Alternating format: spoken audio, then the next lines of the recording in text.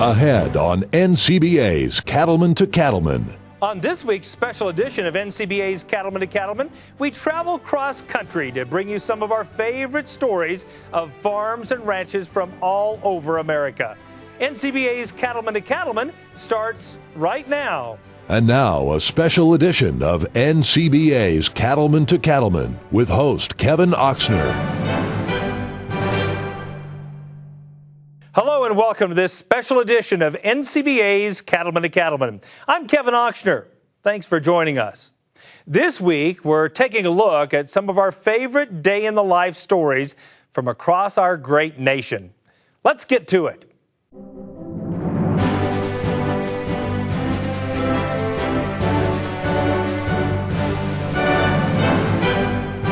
Today, less than 2% of America's workforce is engaged in farming, and less than 1% of the entire gross domestic product is specifically related to agriculture.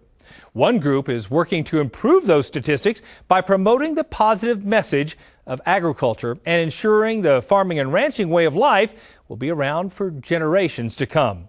Cattleman to Cattleman reporter Brian Baxter has more from our nation's capital. Why is ag important?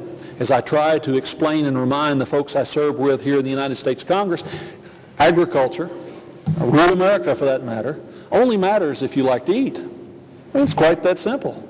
Hundreds of people gathered in Washington, D.C. to celebrate the 40th Annual National Ag Day.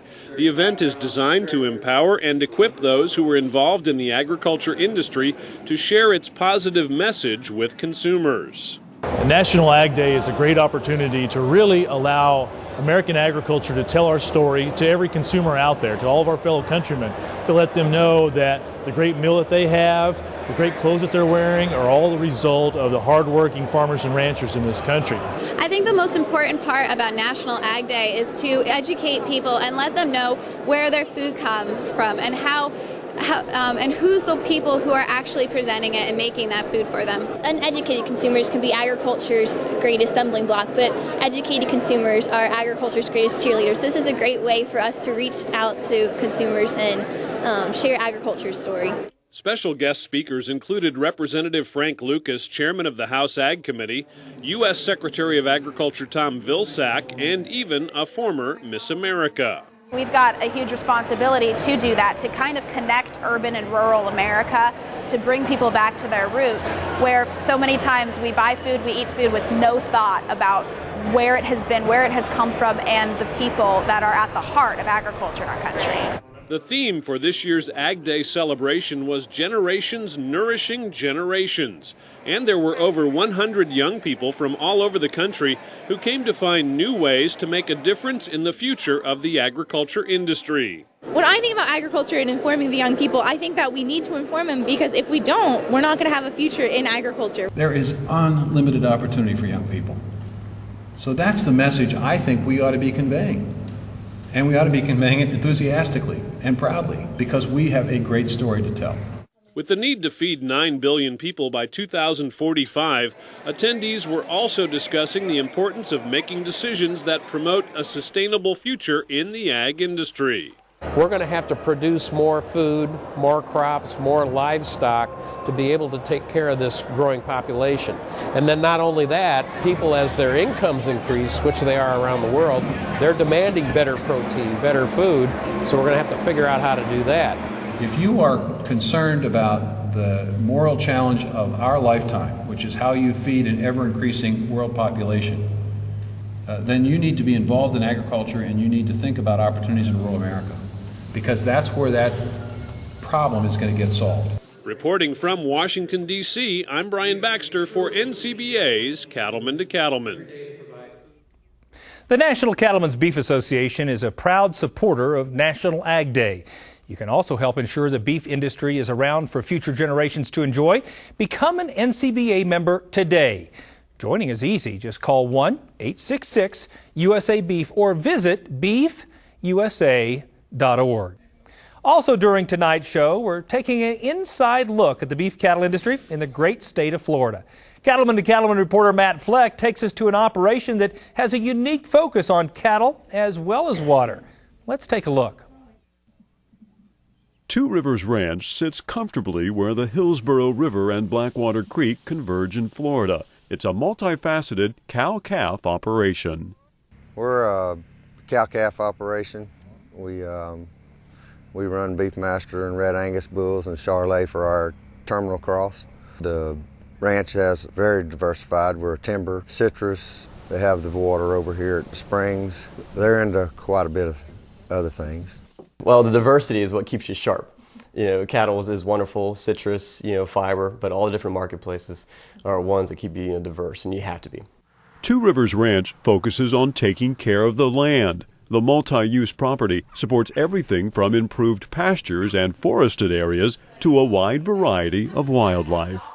Well, agriculturalists are really the first environmentalists, and if we don't take care of our ecosystems will react violently and not take care of us. So we don't look at ourselves as anything other than stewards of the land.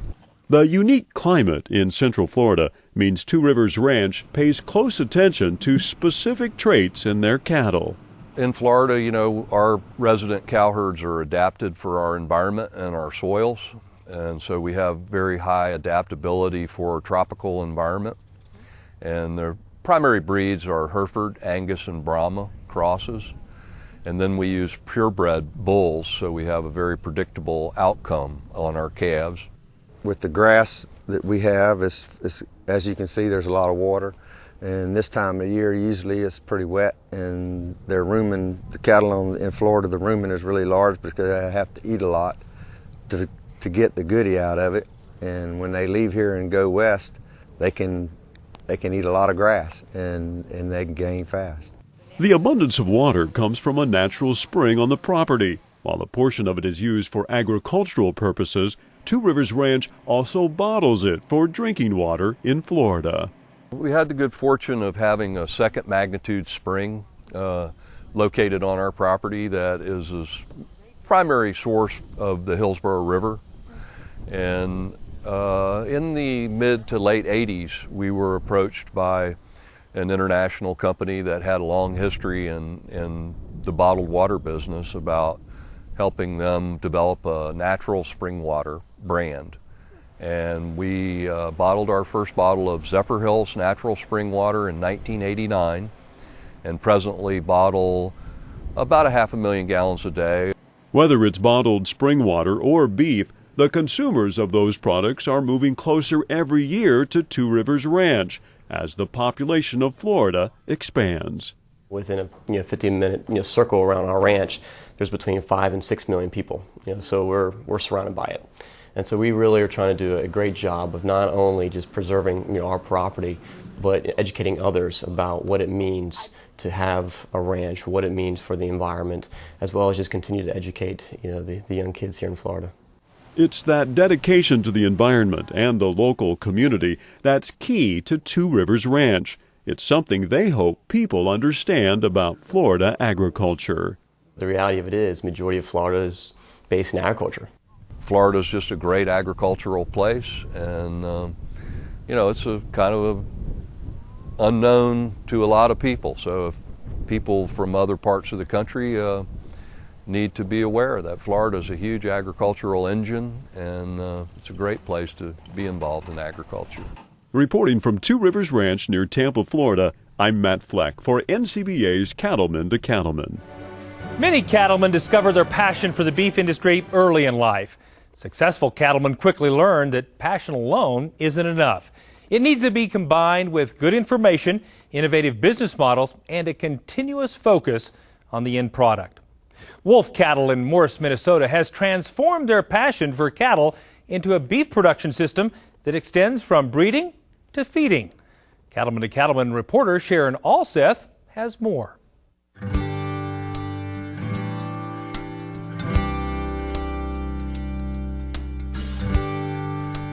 I was kind of born with a love for cattle. I was drawn to the beef cattle side of the operation. I was happiest when I was out either in a feed yard or in a pasture with cows, taking care of cattle. Jerry Wolf has been part of the cattle industry his entire life. His father, the late Leonard Wolf, purchased a couple of cows and got started in the beef business back in 1949. Today, Wolf Cattle has grown into an integrated seed stock, stocker, and cattle feeding operation spanning 3 states. 300 miles west of here in McLaughlin, South Dakota, we have a 25,000-acre stocker ranch. We put about 5,000 yearlings out each summer on grass. We also have a 11,000 head background yard there called Wolf Cattle Depot. And then in Bassett and Atkinson, Nebraska, we have 17,000 head of feed yard space and cropland down there. Jerry continually challenges the Wolf team to look for new opportunities to deliver value to customers and grow their operation. While they spend a lot of time collecting information and utilizing technology to improve their Limousine, Limflex, and Angus genetics, they say they are first and foremost cattle feeders. Our father said that for many years. We were cattle feeders for about 2 decades before we were cattle breeders. So it's our cattle feeding experience that led us then into the genetics and crossing Angus cattle with Limousine. We were impressed with the feed efficiency we picked up and the red meat yield. So as you in the business to convert grass or grain to beef, we wanted to be involved in the genetic component that helped make that whole system more efficient and then a more consistent high quality product on the other end. If you do breeding without feeding, you don't necessarily get the true results of what you're breeding for. If you feed the cattle out and see what how the cattle perform, you can then therefore take that data and compare it to what you're actually breeding. So if you have cattle that look good on the genetic side but they don't perform in the feedlot, we're not enhancing the beef industry, and that is our ultimate goal, is to help get beef produced economically. We know every portion of the chain in depth. We know the genetics, and we know how our cattle start. We know the ranchers that our bulls go out to and the kind of cows they have and their management practices. We know how the calves are fed, how they're raised. We have relationships with the packer, and we work with them to get our cattle marketed to the market that best fits them. Jerry says collecting and analyzing all of this information and being involved in each segment of cattle production is what makes Wolf Cattle unique and ensures their customers are getting the information and service they need to make the best possible management and marketing decisions. We're not just in the genetics component, but we're in the cattle feeding part of it and also in the stocker operation. So we buy 500-pound calves and sell 12 to 1,400 pound fed cattle. So just being a beef company that goes from genetics all the way to value-added fed cattle makes us unique. You know, there's a lot of genetic companies and there's a lot of cattle feeding companies, stocker operations, but very few that tie the whole thing together. Our ranchers that buy bulls from us, they're buying into a program. You know, so they're interested in their end product. We're very big on sharing information. We get carcass data back on all the cattle we feed. We take the closeouts on the cattle that come through the feed yard. We funnel that information back to the ranch. So our clients are interested in being part of an entire beef production system and also buy into the value-added model. The Wolf family is always looking for more ways to enhance their customer service. Their bull retirement program is just one example of the value-added opportunities they offer customers. Customer service is the cup of coffee when they walk in the door, but it's a whole lot more. It's looking for ways for them to add value to what they have to sell. And one of the things they have to sell are their cull bulls. And we're pretty fortunate here in Minnesota to live pretty close to a bull processing facility and have a good relationship with American Foods, and we work together with them and they purchase the bulls, and we're able to provide the rancher a premium to cash in his bull to buy a new one on the sale next spring. Wolf Cattle has also found their way into the dairy business with some very forward thinking. In our own commercial dairy, we run half Jersey cows, half Holstein cows. That milk all goes for cheese production. Those Jersey cows we are now crossing with Limousine. We're breeding half the herd to sex semen to get our replacement females, and then taking the other half and crossing with Limousine, and finding that in terms of feed efficiency and a good quality, high quality carcass, we can produce a very nice beef animal out of Jersey cows. So we're now taking that concept to the dairy industry and are selling semen across the United States and Canada. The hours are long and the work is hard, but just like the hundreds of thousands of beef producers across the country, the Wolf family wouldn't choose any other way of life. One thing that we learn here from the time we're really little is if you want something, you have to work for it. And hard work is very rewarding. We've been so blessed here, and it's our job to take care of it. And if we take care of it, it will take care of us. I've always enjoyed working with cattle, and I just feel it's a noble cause to be raising that high quality product like beef. I know there's a lot of happy, satisfied consumers out there enjoying their hamburger and enjoying their steak because we're out here producing it for them. Reporting from Minnesota, I'm Sharon Alseth for NCBA's Cattleman to Cattleman. To join Jerry, Mike, Rhonda, and the rest of the Wolf team as members of the National Cattlemen's Beef Association, just give us a call at 1-866-USA-BEEF or email us at c2c@beef.org. Stay with us. We'll be right back.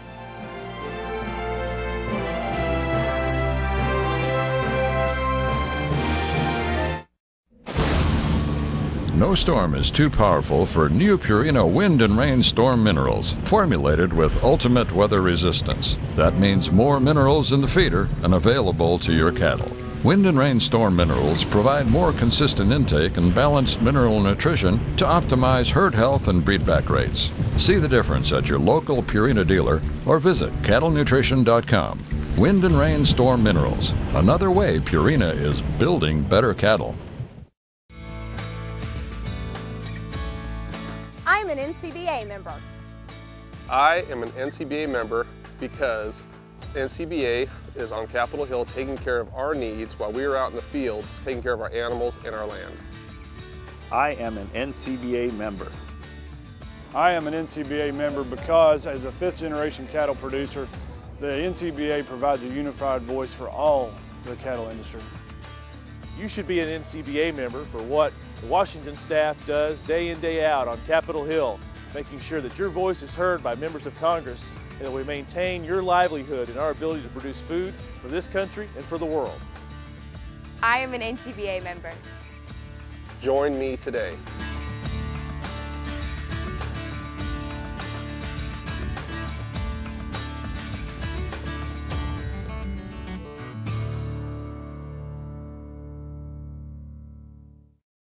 To stay up to date on beef industry news and the National Cattlemen's Beef Association, check out beefusa.org.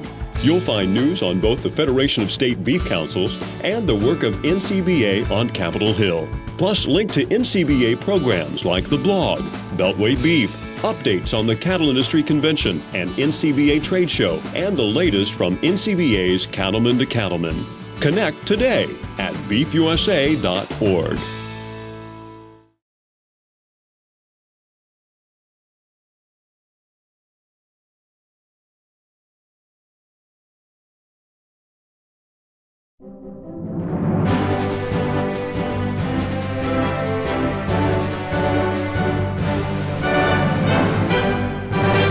The Bellamy Brothers are known around the world for their great country music.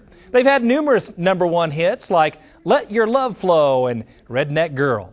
But did you know they also raise Brangus, Angus, and crossbred cattle just north of Tampa? Cattleman to Cattleman reporter Sharon Alseth visits Darby, Florida, where the crossroads of cattle ranching and country music meet at the Bellamy Brothers Ranch. This old place was bought by our great-great-grandfather Abraham Bellamy in 1870. After he came down here and he had a bullet in his hip from a skirmish at Chickamauga, Georgia. He moved down to Florida and bought basically the old place here. The original old place is only about 200 acres. The Bellamy brothers are the third generation on the ranch. Raising cattle is the foundation of the Bellamy family. So in Florida, you know, there's such heat and humidity, you need some Brahma influence in your mother cows, and that's the way we were raised with Brahma cattle. And what we used to call our native cattle early on that the Spanish brought in way back were what we called cracker cattle, and that's what we were raised on. They would cross the cracker cattle with the Brahmas, but they could endure anything. You know, it could, you know, just stand all the elements. And we were reintroducing some of the Brahma breed back into our herd, just because as we get older, we're kind of getting sentimental, I guess you could say. Well, the cattle we have now, you know, as Howard was describing, we, you know, are kind of getting back more toward our native herd, kind of the way the cattle we had when we grew up around here, which was, you know, partly, I guess a lot of them were Brahma. Our dad and them used to call them Bramers, you know, and he's go pen that old Bramer cow, you know. It takes a different technique to pen cattle in Florida compared to Western standards. We didn't call them cowboys in Florida. We called them cow hunters, you know, because you literally, the woods were so thick, you had to have a dog and you had to hunt cattle to find them. You know, they could hide, a lot of hiding places. And then we have what we call cracker horses as well. They're very smaller framed, so they could fit through the brush.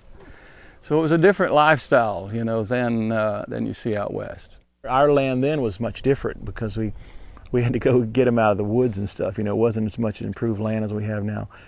But it made for interesting times. The Bellamy brothers found a second profession when their father introduced them to the world of music. Our father always had music in our home. Our father played, and we started playing with our father and his friends when we were very young. And little did we know we were going to, you know, grow up and making that as a profession.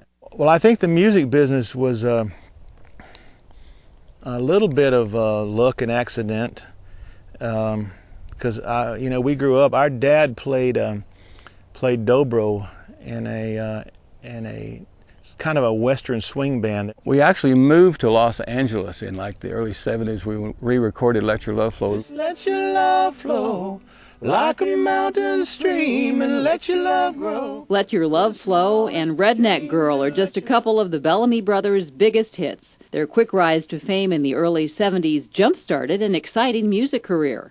We've toured in like 60 countries and seen a lot of places. We've toured everywhere from, you know, exotic islands in the South Pacific to the, you know, to Japan and Australia and South Africa and Europe. So it's just normal to us. But when we're here, we just like to be here at the ranch. The Bellamy brothers always return to their ranching roots, weathering the ups and downs of the cattle industry. Never get too high or too low. Times are good in the cattle business right now. Prices are high, and my dad would always say, "Eating never goes out of style, son." So he said, "Don't have anything around here you can't eat. If you don't plant flowers, plant a fruit tree or something, you know." So, and as I grew older, I realized what he meant. You go through it all because you do have a passion for it. It's your lifestyle, and even the years you lose money, you still just hang in there. So that's what we've done. We've seen both ups and downs. We're pretty much just a ranching family, and you know, when we're off the road, that's kind of what we do. We enjoy the ranch a lot, and we enjoy the cattle and even the old Z-donk, you know, walking around. And we like the outdoors and nature, and I think a lot of ranchers are that way. Reporting from the Bellamy Brothers Ranch near Darby, Florida, I'm Sharon Alseth for NCBA's Cattleman to Cattleman. Did you know when you join NCBA, there are many extra benefits that are part of your membership? One of those benefits comes from the folks at Roper and Stetson Apparel and Footwear. Cattleman to Cattleman reporter Matt Fleck has the story. This has been an interesting partnership with Roper and NCBA. We invited them to come to our trade show several years ago, and they came back and they said, your people are our people, and we would love to partner with you. Well, I'd say it has been our best partnership. When you go into it where everybody wins, it's been a great win-win situation for us. NCBA has opened up opened their arms to us and to all their members, and at the same time, we've given a great benefit back to all their members. One outstanding NCBA member benefit includes special discounts on Roper and Stetson products. New and current NCBA members can upgrade their entire wardrobe for a fraction of the normal cost.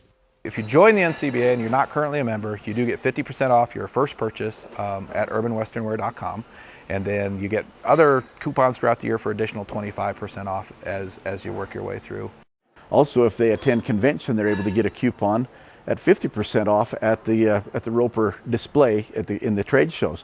So there are benefits for our existing members, but a new member also gets a coupon for 50% off for their entire order. The cost to be a member is so minuscule, and the benefits they get, for example, with this Roper partnership, more than will compensate them for the additional monies that they spend to get a membership.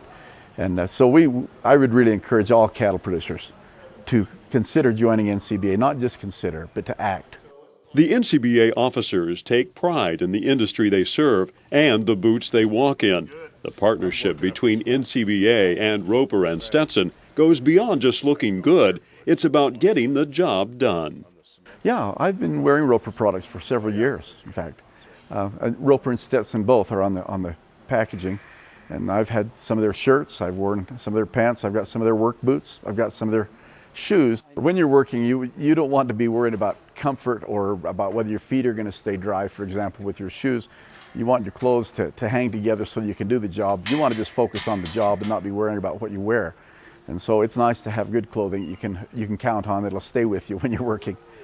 Roper and Stetson open their doors 12 days a year for their Friends and Family sale. It's a chance to see and touch their entire inventory. Again, the 12 days that we open up a year at this warehouse is just pure chaos for us. But, it allows us to get rid of all our bargain materials, samples, stuff that, has been hiding in the rafters for a few years and things like that. So we bring all that stuff down and we turn it into just an awesome shopping experience for we call it our friends and family, but hey, everybody's friends and family of Roper, so it works out. The deals on Roper and Stetson apparel for new and current NCBA members adds to the list of great benefits for joining the National Cattlemen's Beef Association. I think cattlemen should belong to NCBA because NCBA is literally working to try to help them stay in business and be profitable. We're reaching out to the consumer, trying to help make sure that our product is something the consumer wants. We're trying to address the political issues that are affecting our producers, both positive and negative. We're working trying to keep exports going, and so we are working every way we know how to make it possible for people in the cattle business and in the beef business to stay in business. Reporting from the Roper and Stetson Distribution Center in Denver, Colorado, I'm Matt Fleck for NCBA's Cattleman to Cattleman. New Holland is smart for the way you farm. And New Holland round balers are smart for the way you raise cattle. By focusing on making the densest bale possible, New Holland round balers pack more into each bale, saving you time, fuel, and money. Now that's smart.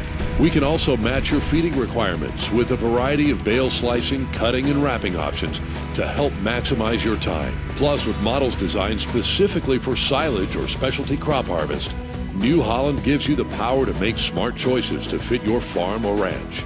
You work hard to get the most out of every hay season to benefit you and your cattle. From mower conditioners to balers and tractors, New Holland has the right solutions to help you make quality hay and forage for your cattle operation. Visit your New Holland dealer to learn more about the complete lineup of New Holland equipment, in addition to all the benefits available to cattle producers. Ever wonder where the beef checkoff dollar goes and what it buys? The Federation of State Beef Councils is made up of the 45 qualified state beef councils that collect the $1 per head beef checkoff. Each council keeps control of 50 cents and sends 50 cents to the Cattlemen's Beef Board for use in national beef checkoff programs. Many states also choose to send a portion of their share to the Federation to expand national and international efforts. As a division of the National Cattlemen's Beef Association, the Federation of State Beef Councils works to support an effective state and national partnership, helping to increase beef demand through research, promotion, and education. Because producers themselves direct these programs, your beef checkoff dollars are in good hands. Learn more about the Federation of State Beef Councils by visiting beefusa.org.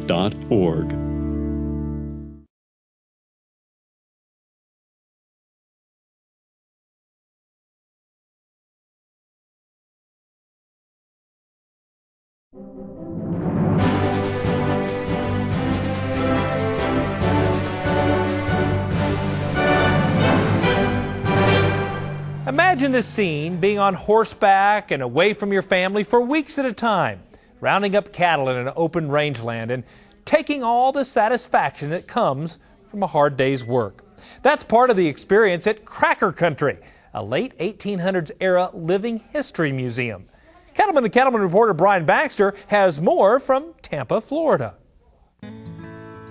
Well, Cracker Country is a rural Florida living history museum. It was started by the Carlton family, Doyle and Mildred Carlton, in the late 70s.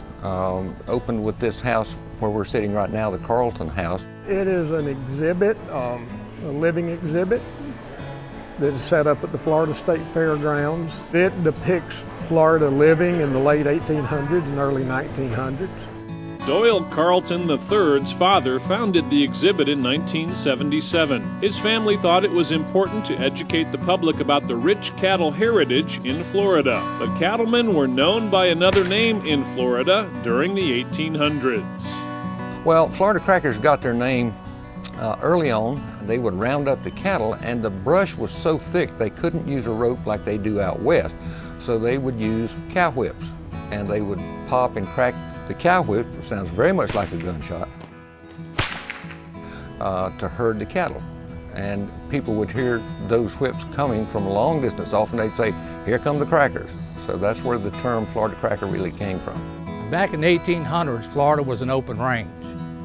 So when it come time to go find your cows, you actually had to be a cow hunter. You couldn't swing a rope around because there were too many trees and palmetto bushes, so we used our bull whips to get the cows to move it.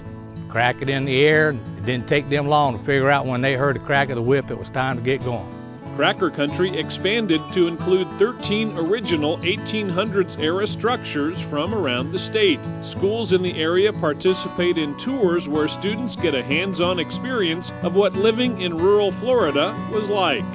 We have 2 school tours a year at Cracker Country, and it targets mostly elementary age kids, and we'll have 25,000, give or take, each year of kids that go through and tour Cracker Country.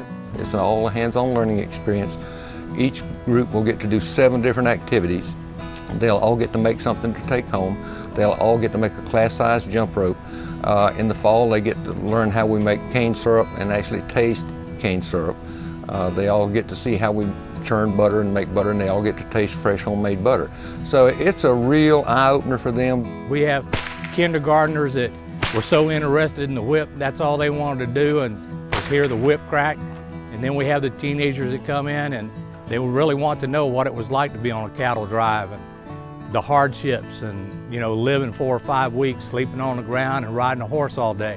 For folks at Cracker Country, it's all about giving kids and visitors a unique and memorable experience. I think when a guest comes here, what they're going to experience is something they can get in very few places, because not only are you going to see museum exhibits, you're going to actually be able to touch it. You're going to get to do what people in 1898 Florida would have been doing. Starting next year, we will be able to incorporate the cattlemen's exhibit with the Cracker Country experience. It'll be a good educational thing for the young people. I hope that they learn something about the heritage of Florida. People think that Florida wasn't much of a state back in the 1800s, but it was. We were a major cattle producing state. Cattle were introduced to Florida in 1521 by the Spaniards. The region became the first in North America to raise cattle, and Florida continues to be a major producer of beef cattle. The Florida cracker cattle, developed sort of over a period of time. Genetically, they're almost identical to the Texas Longhorn. They look very, very similar, except the Longhorns have much larger horns than the Florida Cracker cow do. They're really beautiful cattle because they come in a wide variety of color patterns. And then it began to develop sort of after the turn of the century. They started experimenting with some of the European breeds. But what really made the Florida cattle industry take off here in the Sunshine State was when they introduced Brahma cattle, because they too were used to heat and humidity. And then it just kind of grew from over the years from that first start. That's what Cracker Country is all about, celebrating the start of an era that made cattle part of America's heritage. I think the big takeaway that's important to us is they leave with an understanding of history and its importance. And I think we do a very good job of that. This is Florida 1898. And if they want to know what it was like, then they need to come here and look at it, because this is it. It is a very wise culture and a very rich culture that I'm blessed to be a part of. From Cracker Country in Tampa, Florida, I'm Brian Baxter reporting for NCBA's Cattleman to Cattleman. Now, if you're headed to Tampa, you can experience Cracker Country, firsthand. For more information, just log on to our website at cattlemantocattleman.org.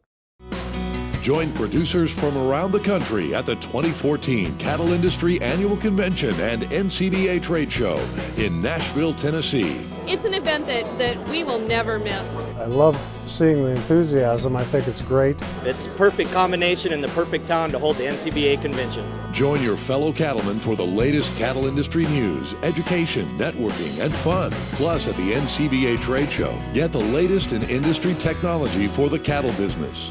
This trade show is one of the best trade shows that is out there. It's amazing the amount of industry and businesses that come here to be a part in. And there's no other place that, for those of us as beef producers, can go to have this much information in one place. So follow me to Tennessee for the 2014 Cattle Industry Annual Convention and NCBA Trade Show in Nashville, February 4th through the 7th. Learn more at beefusa.org. This business can take time away and become more of your family than your actual family. My days were tough. I had a lot of doctoring, a lot of pulling. Now our days on the feed yard are happy days. It's more about looking at the cattle and enjoying what we're producing versus the alternative, which is pull and treat and bang our head against the wall. We have never wavered from Draxon. We've seen the benefits just keep getting better and better.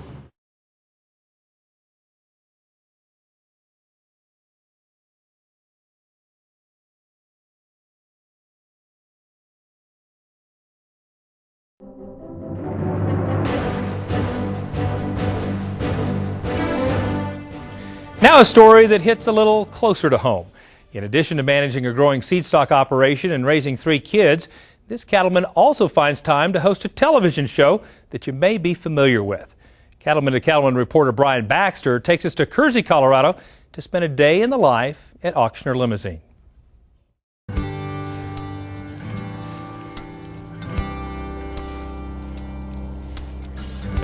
That's a balancing act. There's, as you see, the breed average. They could probably tell this on the show, but I'm passionate about the beef cattle industry. I love eating beef. I love the people that raise beef. I love the chance to work around cattle, and I think it's just a real blessing that some of us get the privilege in this world to take care of beef animals. Cattleman to Cattleman host Kevin Auctioner, along with his 3 kids, wife, and father, all work together to run Auctioner Limousine on the family ranch near Kersey, Colorado. Well, my family is a critical element of our operation. I travel a lot, and because of that, it really is a family effort. My dad typically is responsible for all the farm work, growing feed, and also leads the AIing of our cows. My wife is very involved in calving and also heat checking cows and doing some hand chores every day. And the kids, they have 4-H projects, and they're pretty engaged in the showing of livestock. Kevin's kids are also learning the ins and outs of the cattle business as a result of his passion for the industry. Kevin and his wife Julie believe it's important to give their children opportunities in the industry and to explore their own interests. This morning my daughter was getting a heifer ready that she's shown all summer, and she's getting her ready for Denver. And so typically she feeds those heifers and gets them blown out and gets them rinsed in the morning and works their hair. And my son is in his first year in 4-H this year, and so he's just on the front side of learning a lot of that. I think Kevin traveling has been a blessing for the kids because they have had to step up so much. They have been little hired helpers ever since that they were old enough to walk or carry a bucket or fill a water tank. And so while there are sometimes we think that it's been kind of a bummer that Kevin's had to travel and be gone and we wish he was here more, I think as the kids grow up, I see how they've really taken on responsibility and how this is their cattle business as well, because they've been so actively involved, and that what they do really matters. Kevin's passion for raising cattle began at the ripe old age of 2 when his father gave him his first heifer to watch over. His operation has since grown to include raising show cattle and seed stock bulls that he sells direct to other operations. The registered cattle business combines a couple of my passions. First of all, I love animal science and animal husbandry, and allows me to exercise my brain in trying to make specific matings and utilize technology ranging from expected progeny differences to genetic testing to try to build a better beast. And it combines that with another passion of mine, which is the people business. In the registered cattle business, you've got to be a people person, and you got to like working with and visiting with people. Kevin's operation revolves around the individual connections made throughout his family's long history in the industry. Continuing the tradition his grandparents began with a farm near Fort Collins, Kevin strives to make every customer a lifelong customer, both through his bull sales and through his marketing program, Tender Lean Beef. We had a longtime customer from Craig here looking at bulls this morning on his way to visit his son. His dad actually bought bulls from my dad probably 30 years ago, and so our families have been close a long, long time. And he was coming here to look at some fall yearling bulls this morning. I love the relationships that are established in the registered business. A lot of these ranchers like to come and work with the same person, or at least the same family over time. They get to liking your breeding operation, and it's just really neat the kind of relationships that are established over time. Auctioneer Limousine is a registered cattle operation.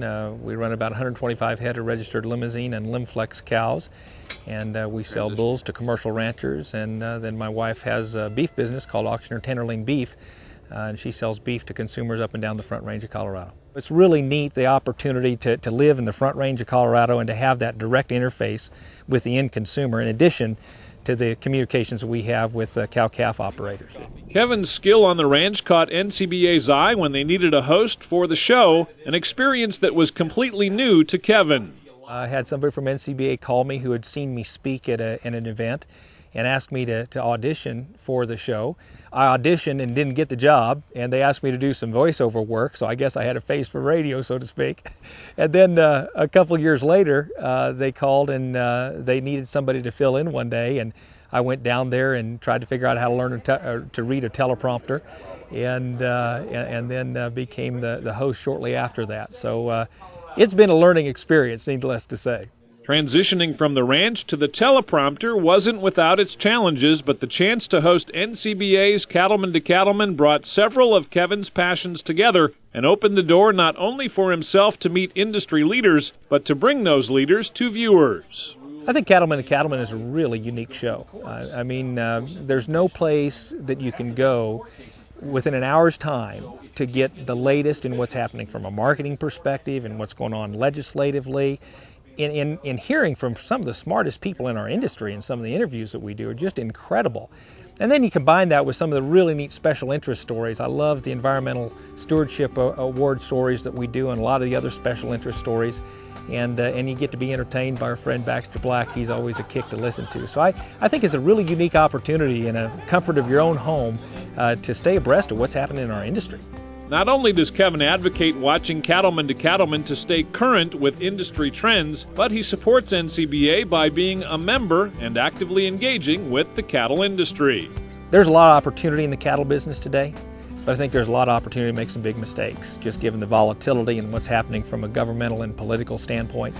And I think NCBA is our opportunity as producers to come together not only to be educated, but to be engaged in making things happen positively for our industry. We have tremendous opportunity in this beef cattle industry, but we've got to capitalize on it, and it's going to take a group of us combined in a national organization to do that.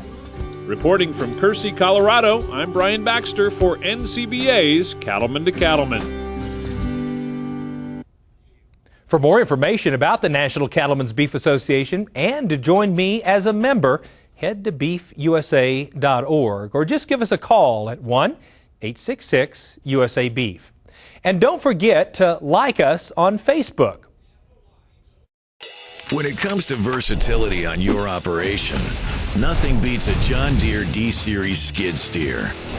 They're not only great for cleaning and feed chores, but with John Deere Worksite Pro attachments, you can tackle just about any job thrown your way. You asked for versatility, and John Deere delivered. These rock-solid machines are built to last. See your dealer today. At Merck Animal Health, we are dedicated to improving the health and well-being of animals through innovative science-based solutions, products, treatments, and services to ensure a dependable, affordable food supply. From cattleman to consumer, from farm to family, we're with you every step of the way. We work where you work. What drives you drives us. It's your livelihood and our responsibility. Hi, I'm Kevin Ochsner, host of NCBA's Cattleman to Cattleman and Colorado Rancher. Join me each week as the National Cattlemen's Beef Association brings you the latest updates in industry information and market news. Plus, each week we provide important educational information and features on cattlemen from across the country just like you. And we can't forget our favorite cowboy poet, Baxter Black. Join me for NCBA's Cattleman to Cattleman, debuting Tuesday nights at 8:30 Eastern, right here on RFD TV.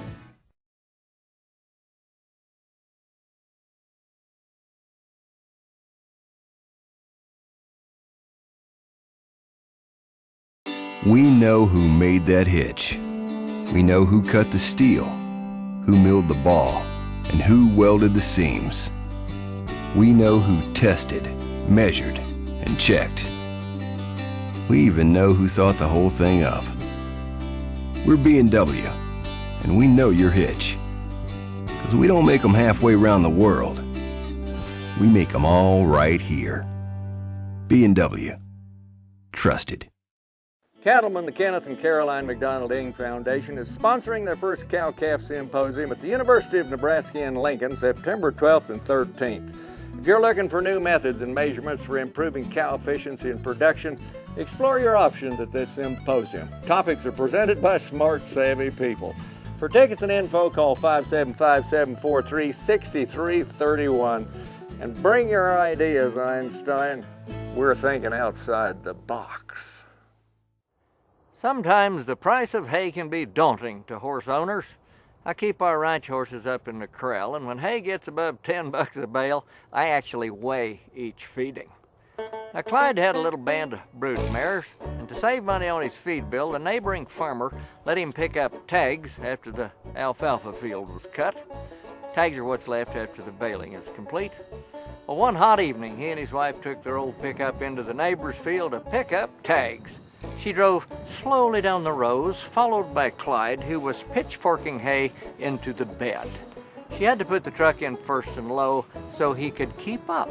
He just sort of crawled along. As the pickup turned sideways to Clyde, he tossed in a forkful. It felt heavy, he thought.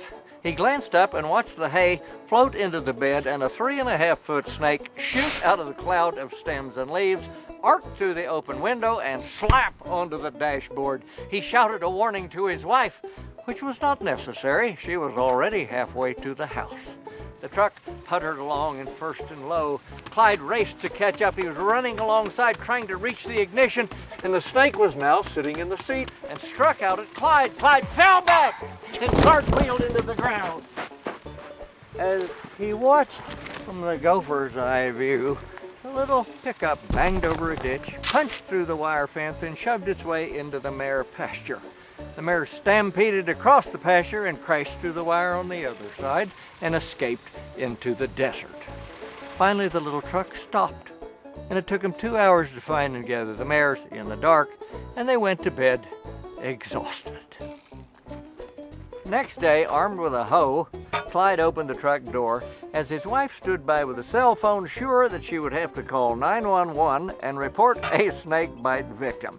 Clyde poked and prodded around in the cab and then carefully tilted the front seat forward. He screamed. His wife screamed, and then he fell back laughing, hysterical in relief. She peeked inside and saw a grumpy old gopher snake looking up at her as if to say, "Why can't we all just get along?" This is Baxter Black from out there. Hi there, I'm Joey. And I'm Rory, and welcome to our farm outside Nashville, Tennessee. When we go to work, whether it's on tour or here at home, we wear the West. That's right. Whether it's that perfect snap shirt or that perfect pair of boots, when you wear Roper, you wear the West. Learn more about us, Joey and Rory, and about Roper Western Wear at eroper.com.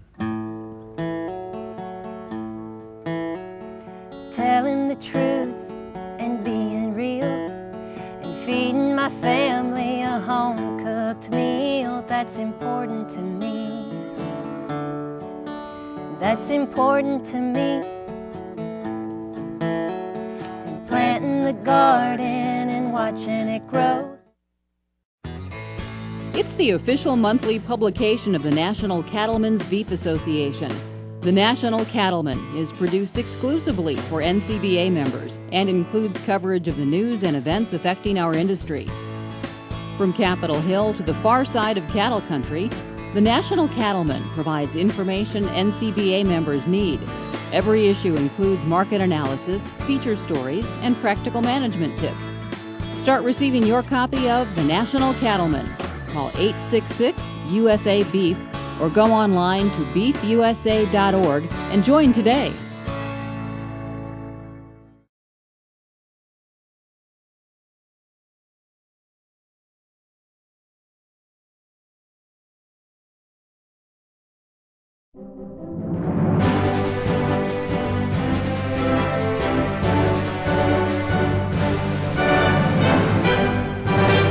Well, that does it for this week's edition of NCBA's Cattleman to Cattleman. We'll see you right back here next week on RFD TV.